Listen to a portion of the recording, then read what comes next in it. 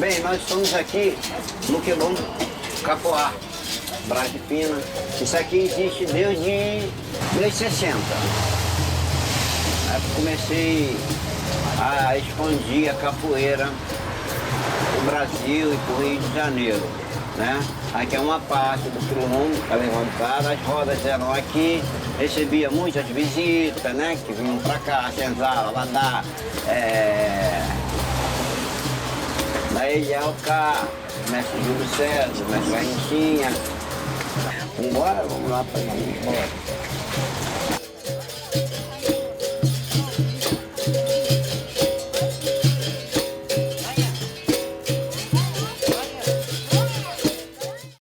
Meu nome é Silas Luiz, nascido em 1944, em Cordovil, na rua Antônio João.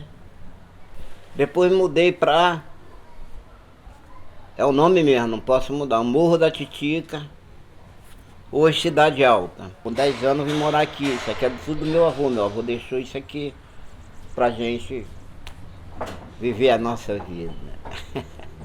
Conheci a capoeira em 1952, no Grêmio Recreativo Escola de Samba Unidos da Capeba. Toda semana, final de semana, tinha um ensaio da escola de samba. E esses dois caras se apresentaram lá. Mas como era muito garoto, tava com 8 anos, não me interessou, só me interessou o que eles fizeram, o feito deles, do jogo da capoeira, que foram muito aplaudidos. Falei, eu quero ser igual esses caras, igual esses caras aí, eu quero ser aplaudido. Aí comecei a capoeira, fui lá no morro, né, onde eu morava, aí tinha as rodas de bamba, aos domingos à tarde, e aonde rolava samba duro e capoeira. E esse cara aqui, nos dias de domingo, apresentava pra gente a capoeira, deixava a gente olhar e a gente foi aprendendo.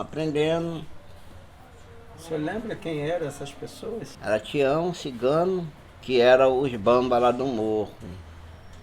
Aí começa meu trajeto de capoeira. Criei um grupo de capoeira aqui mesmo, funcionava aqui no quintal. E o treinador da gente aqui, quando eu vim pra cá, era o mestre índio que trabalhava comigo, também me ensinou muita coisa sobre capoeira. Por que o senhor escolheu esse nome, Capoarte? Porque isso aqui vem do quimbundo não tem C. Aí eu botei Capoarte com K, porque o quimbundo não tem C. Nem tem Q também. Depois, já com o grupo formado, os garotos jogando capoeira, conheci o mestre Mentirinha. Do mestre Mentirinha, conheci o mestre Paraná. E fui passando a conhecer outros mestres, como Arthur Emílio, Deraldo da Bonfim, Zé Grande, Mário Buscapé, Garrinchinha, que era aluno deles, que era um grande mestre de capoeira também na época. E o nome foi crescendo. Aí fui dar aula no Clube dos Saifeiros da Aeronáutica. Depois do Clube dos Saifeiros, me adentrei na Maré. Comecei a formar alunos lá na Maré. E o grupo foi crescendo na Maré, que o maior reduto da capoeira Capoarte é na Maré.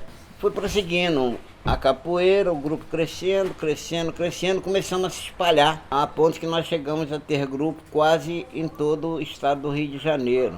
Fui trabalhar na noite com a capoeira, né, onde também ganhei muito nome. Comecei no Sambão Ensinhado, Ivan Cury. Passei por Gasolina na noite também, depois trabalhei naquelas boates, nas pequenas boates, erótica e várias boates na noite. O tempo foi passando, a família foi crescendo, os meninos também aprendendo capoeira, né, como o Galileu, que está até hoje aí comigo, trabalhando junto, né, que não deixa o grupo morrer. Jogar eu engano, hoje eu estou enganando, né, não dá mais para fazer aquilo que eu fazia. Passaram muitos anos.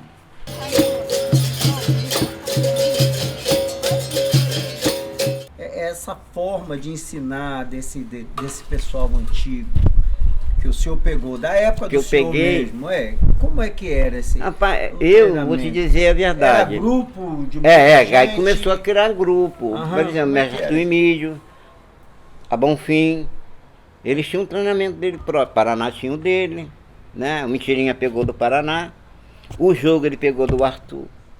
Ninguém sabe disso. Cala a boca, bota aí não. Não. E o Mentirinha tinha um jogo referente, a referência era o Arthur Emídio, porque o Arthur Emídio era o raio.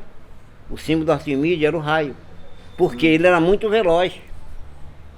E o Mentirinha pegou essa velocidade do Arthur. Aí a aula já foi ser copiada com eles, do mestre Arthur, da Capoeira Bonfim. Aí um ia lá, olhava, pegava, tanto é que ninguém gostava de ter visita nos seus treinamentos. Para não aprender, para não ensinar ninguém. E chamar o treinamento secreto.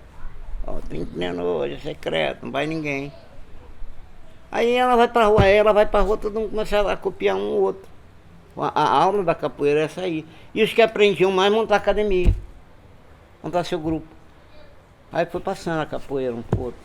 Na minha época, na época passada, os meninos iam lá pro morro, né? Com os caras aprender capoeira, para se defender, para entrar nas brigas, para... Como é?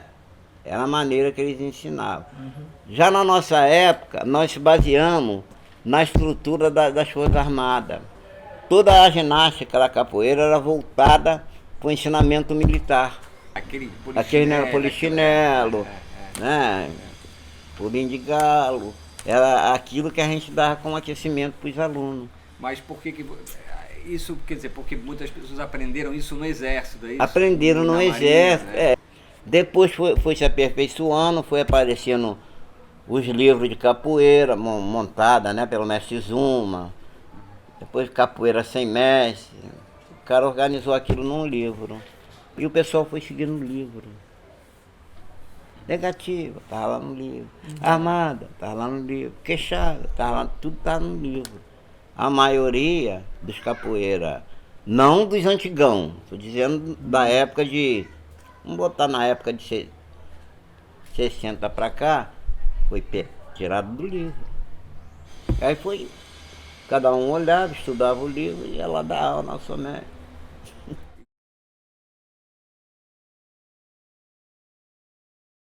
O ritmo é o mesmo de hoje. Só que nós naquele tempo não tínhamos capoeira Angola. Tinha um jogo mais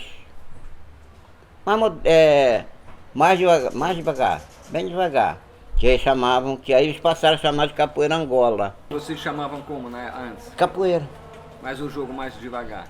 O jogo mais devagar eles passaram a chamar de Angola. Mas já existia o jogo. Depois passaram a chamar de Angola. Aí pegou Angola. Agora hoje tudo é Angola, tudo é capoeira Angola. Né? O ritmo lento. Mas o ritmo não era tocado? Era tocado. Era tocado. Era tocado. Era tocado. Agora, se você observar, na roda de capoeira, acabou o ritmo de Angola. Agora é a ladainha, né? Aí passa para São Bento Pequeno. Que chamamos, o Moraes chama de capoeira Angola. Mas não joga com aquele ritmo de ladainha. O ritmo de ladainha não é para jogo. Na realidade. O jogo, para jogo vai entrar no São Bento Pequeno. E aqui no Rio tocava mais o que? São Bento Grande? São Bento Grande tocava o Barra Vento do Mentirinha, mas pouca gente tocava, só Mentirinha mesmo tocava o Barra Vento. Que é um jogo mais rápido. Mas cantava uma ladainha no início?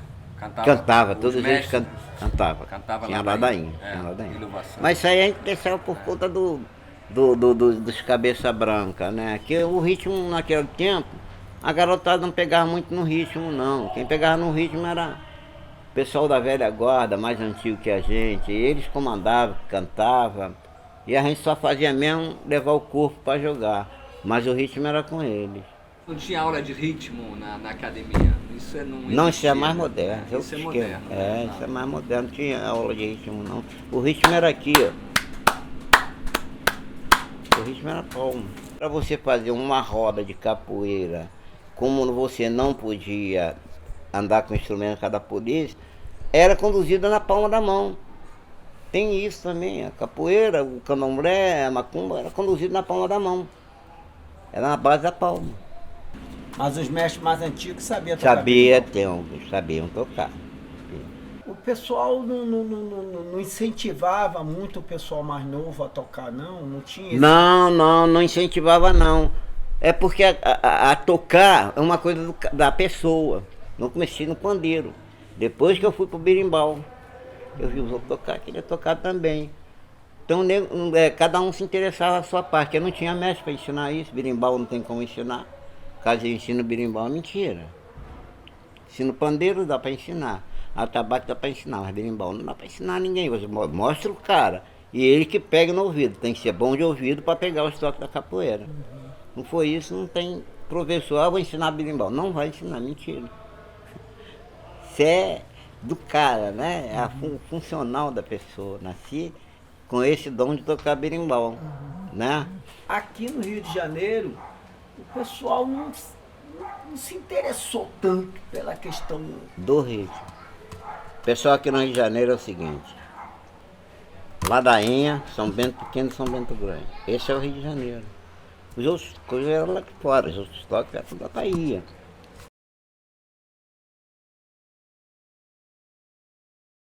Aqui no Rio de Janeiro teve uma influência muito grande dessa questão desses... Primeiro aquela questão da luta livre, dos campeonatos que o capoeirista participava contra as outras lutas e tal. O senhor chegou a participar disso? Cheguei, teve aluno meu que participou. Na maioria eles entravam na luta com capoeira, eles não sabiam outra luta. Todas as lutas que nós tivemos em rim, como do Siríaco, como do Crioulo, venceram na capoeira. O cara lutava jiu-jitsu, eles não deixavam se agarrar, soltavam uma meia-lua, que é o golpe mais potente da capoeira, o cara caía, venceu. Os Grace. Só perderam assim, perderam pro Valdo Santana, que é um baiano também capoeira, grande lutador de jiu-jitsu. Os Grace não ganharam dele. Depois veio o Maneco, fez a continuação da luta capoeira contra judô e jiu-jitsu. E karatê. E depois desses campeonatos de capoeira, o senhor chegou a participar? Participei. Como é que isso começou aqui no Rio de Janeiro? Precisava mostrar que era arte marcial. Para ser arte marcial tinha que ter luta. Aí começou as lutas de campeonatos de capoeira. Primeiro começou por grupo, né?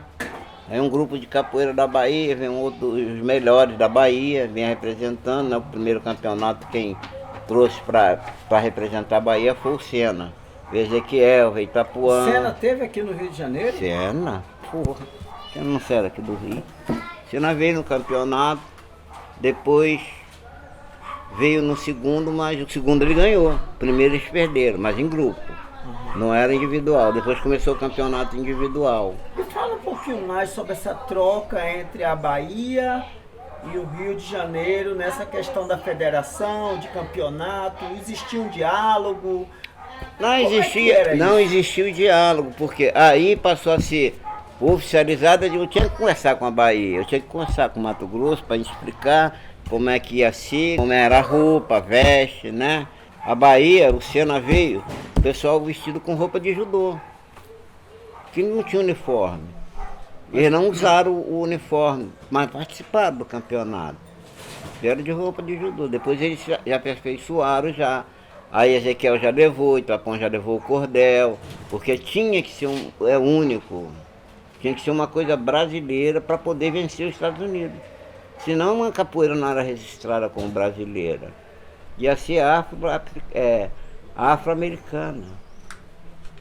Agora, esses campeonatos, mestre, individual, como é que ganhava? Era na base da pancada? Nocaute. Nocaute, era como boxe? É. Ou era por ponto também? Tinha um júri? Era por ponto, tinha um júri. E como se pontuava?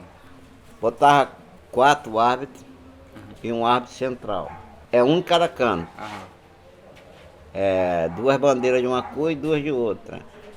Aí quando terminava a luta, a pontuação era essa. Os árbitros levantavam a bandeira. A bandeira que fosse o maior número, aquele cara venceu, gostaram mais daquele cara. Quando o cara era empurrado para fora da roda, ou que fosse um nocaute, o árbitro central que decidia. Não tinha os árbitros de laterais, só o árbitro central. E os critérios, eles decidiam baseado assim, quem acertava no outro? Na capoeira, o critério da capoeira, que não valia agarrão. O cara que agarrava, era desclassificado. Igual a Bonfim botou um garoto para lutar comigo, ele veio me agarrar. Eu dei um tapa, o Djalma separou a luta e desclassificou os dois. Primeiro jogo. O senhor foi desclassificado. Desclassificado. Porque o cara veio me agarrar. Dei um tapão, o Djalma pendia mais pro lado da Bonfim e desclassificou junto. Nessa época foi a confederação que escolheu os árbitros. O general escolhia quem ia ser. Ué, mas ele devia escutar os capoeiristas. Escutar os capoeiristas, olha. Artemídio, Tá lá, árbitro central. Djalma Bandeira, árbitro central. Os caras mais conhecidos seriam os árbitros. Aí os árbitros lateral, aí botava os mestres mais novos. Fui árbitro também no segundo campeonato de São Paulo, que o general me elogiou como melhor árbitro de capoeira do país naquele ano. Tem uma reportagem no jornal do esporte, ele me elogiando. E a Capoarte, ela participou muito desse campeonato? Primeira campeã, desde que a capoeira foi oficializada. Isso foi, o senhor lembra um ano mais ou menos? Quando foi? 65. 65? Não, 75. 75. 75. O que o senhor acha que não funcionou no campeonato? O que você acha que não deu certo? Porque acabou, né? Não acabou. Não durou muito tempo, porque O que você quando acha que você não olhou deu a certo? capoeira, você achava que a capoeira era uma dança. Eles não notaram que a capoeira era luta, era porrada. Aí como eles foram vendo o cara se acabar no ringue, o nego entrar pra quebrar o outro, foi por isso que lá no começo, por isso que não prosseguiu, só teve 3 campeonatos individual. Foi se estudando, era laboratório quase todo dia, para ver o que ia sair, o que não ia tirar. E o laboratório, quem fazia o laboratório aqui no Rio, mais ou menos, era Senzala e a Capoarte. O teste era Senzala e Capoarte, era no Satélite Clube, através do Mendonça, que a gente fazia os laboratórios lá. Lá eles estudavam o que vai tirar, o que não. Foi isso lá, tirar isso, não tirar aquilo. Foi amenizando até acabar. Hoje tem campeonato de capoeira, mas é em conjunto, em dupla, não tem mais, o individual não tem.